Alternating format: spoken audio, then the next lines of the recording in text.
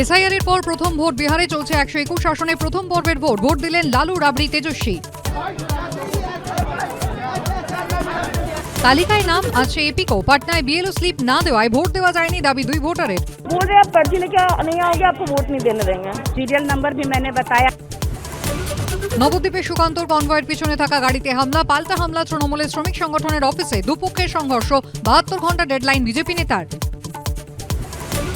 খানাকুলে বিএলওকে man marking, viral video. Khanakul, Bhagabangola, Howrah, জগৎবল্লভপুরে বিএলওর সঙ্গে বাড়ি বাড়ি ঘুরলেন তৃণমূলের নেতারা।